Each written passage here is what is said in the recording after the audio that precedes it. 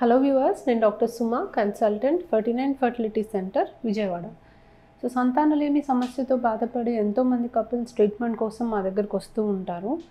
కామన్గా ఈ మధ్య కాలం చాలామంది మేనరికం చేసుకొని వస్తూ ఉన్నారండి. అండ్ వీళ్ళు మాకు కామన్గా అడిగే క్వశ్చన్ ఏంటంటే, ఇప్పుడు మేనరికం చేసుకున్నాం కదా, దీనివల్ల మాకు ప్రెగ్నెన్సీ రావట్లేదా, లేదా ఇప్పుడు మేనరికం కాబట్టి నెక్స్ట్ మనకు ఎటువంటి కాంప్లికేషన్స్ ఎదురవుతాయి, మనం ఇప్పుడు ఏం చేయగలం అని అడుగుతూ ఉంటారు. సో ఈ మేనరికం వల్ల మనకి ప్రెగ్నెన్సీ రావడానికి ఎంతవరకు ప్రాబ్లం అవుతుంది, అండ్ ఒకవేళ ప్రెగ్నెన్సీ వస్తే ఎటువంటి కాంప్లికేషన్స్ రావచ్చు అనే దాని గురించి డిస్కస్ చేద్దాం. మనకి ఎంత డెవలప్మెంట్ ఉన్నా, ఎంత మనము జనరేషన్ వైజ్ కాలం ముందుకెళ్తున్నా కూడా ఇంకా కూడా చాలామంది మేనరికం అనేది చేసుకోవటం అనేది జరుగుతూనే ఉంది.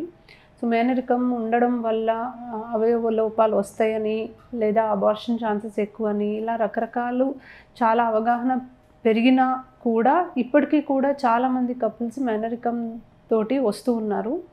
అండ్ వాళ్ళకి పేరెంట్స్ కూడా అదే మేనరికంతో ఉన్నారు. 2-3 జనరేషన్స్ తోటి మేనరికంతో వాళ్ళు మా దగ్గరకు వస్తూ ఉన్నారు. సో ఖచ్చితంగా మేనరికం ఉన్నప్పుడు మనకి జెనెటిక్ ప్రాబ్లమ్స్ అనేవి రావడానికి అవకాశం ఎక్కువగా ఉంటుంది.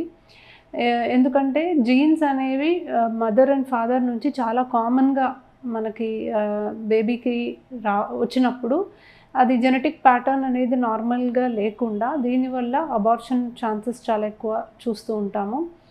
అవయవ లోపాలతో ఉన్నట్టుగా ప్రెగ్నెన్సీలో మనం గమనిస్తాము. పుట్టిన తర్వాత ఏదో ఒక కారణం వల్ల బేబీస్ చనిపోవడం కూడా మనం చూస్తూ ఉన్నాం. సో డెఫినెట్లీ మేనరికం వల్ల జెనెటిక్ ప్రాబ్లమ్స్ వస్తాయి మోర్ కామన్గా. అండ్ దీనివల్ల మనకి ఆబ్స్టెటిక్ అవుట్కమ్స్ అనేవి మనకంత ఫేవరబుల్గా ఉండకపోవచ్చు.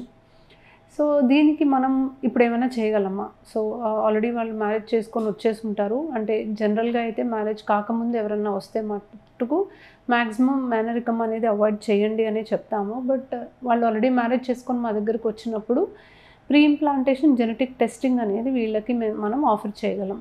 సో జెనెటిక్ కౌన్సిలింగ్ అనేది చాలా ఇంపార్టెంట్ అండి. జెనెటిక్ కౌన్సిలర్స్ ఉంటారు. వాళ్ళు డీటెయిల్డ్గా మీ ఫ్యామిలీ హిస్టరీ అని మొత్తం తీసుకుంటారు. అంటే ఎన్ని జనరేషన్స్ నుంచి మేనరికం ఉంది అనేది కనుక్కొని, ఫ్యామిలీలో ప్రస్తుతానికి ఎవరికన్నా ఏదైనా ప్రాబ్లమ్స్ ఉందా అవన్నీ కనుక్కొని, అండ్ ఎగ్జిస్టింగ్ పేరెంట్స్కి, అంటే మనకి ఎగ్జిస్టింగ్ కపుల్కి కొన్ని టెస్ట్లు అనేవి చేపిస్తారు. సో కొన్ని రిసెసివ్ జీన్ డిజార్డర్స్ అనేవి కామన్గా చూస్తాము మేనరికం వల్ల. సో ఇలాంటి ప్రాబ్లమ్స్ ఆల్రెడీ ఇద్దరిలో ఎవరికన్నా ఉందా, లేకపోతే వాళ్ళు ఏమైనా క్యారియర్సా అనేది వాళ్ళన్నీ టెస్టింగ్ చేసుకొని ఆ రిపోర్ట్స్ని బట్టి ఎంబ్రియో ఏదైతే ఫామ్ అవుతుందో, అంటే ఐవీఎఫ్ అనే పద్ధతి ద్వారా వీళ్ళకి ఎంబ్రియోస్ని రెడీ చేసుకొని ఏదైతే ఎంబ్రియోస్ ఫామ్ అవుతున్నాయో వాటిని మళ్ళీ టెస్టింగ్కి పంపించి నార్మల్గా ఉన్న ఎంబ్రియో సెలెక్ట్ చేయడానికి మనం ప్రయత్నం చేయగలం. ప్రెగ్నెన్సీ రాకముందే ఆ పర్టికులర్ ఎంబ్రియో నార్మలా అబ్నార్మలా అనేది తెలుసుకొని నార్మల్గా ఉన్న ఎంబ్రియోసే ట్రాన్స్ఫర్ చేస్తే మేనరికం వల్ల వచ్చే కొన్ని ప్రాబ్లమ్స్ వరకు మనము సార్ట్అవుట్ చేసుకోగలం. లేదు ప్రెగ్నెన్సీ ఆల్రెడీ వచ్చింది అనుకుంటే మనము బేబీ నుంచి కొంచెం టిష్యూ తీసి బయాప్సీ చేసుకొని దాన్ని కూడా మనం టెస్టింగ్ చేసుకొని తెలుసుకోగలము. అండ్ ఒకవేళ అబ్నార్మల్ ఉంటే మెడికల్ టర్మినేషన్ కూడా మనం చేయొచ్చు. ఎందుకంటే కన్సంగ్వినిటీ అనేది, అంటే మేనరికం అనేది ఒక రిస్క్ ఫ్యాక్టర్ కాబట్టి బై ఛాన్స్ ఆల్రెడీ ప్రెగ్నెన్సీతో వస్తే మాత్రం మనము ఆల్రెడీ ఫీటల్ అంటే బేబీ నుంచి టిష్యూని తీసుకొని దాన్ని టెస్టింగ్ చేసి అబ్నార్మల్ బేబీ అయితే మెడికల్ టర్మినేషన్ ఆఫ్ ప్రెగ్నెన్సీ మనకి చేయగలం కాబట్టి అలా కూడా చేసుకోవచ్చు. But better way is first of all maximum మేనరికం అనేది అవాయిడ్ చేయాలండి. బికాజ్ చాలాసార్లు మేనరికం తోటి వచ్చినప్పుడు ఫస్ట్ ఆఫ్ ఆల్ ప్రెగ్నెన్సీ రావడమే ఛాన్సెస్ తగ్గుతాయి. ఎందుకంటే జనులోపాలు ఉండే ఎంబ్రియోస్ ఎప్పుడైతే ఫామ్ అవుతాయో అవి అతుక్కొని ప్రెగ్నెన్సీ రావడమే కష్టం. ఒకవేళ వచ్చినా కూడా ఎర్లీ స్టేజ్లోనే అబార్ట్ అవ్వడం చాలా ఎక్కువగా చూస్తూ ఉంటాము.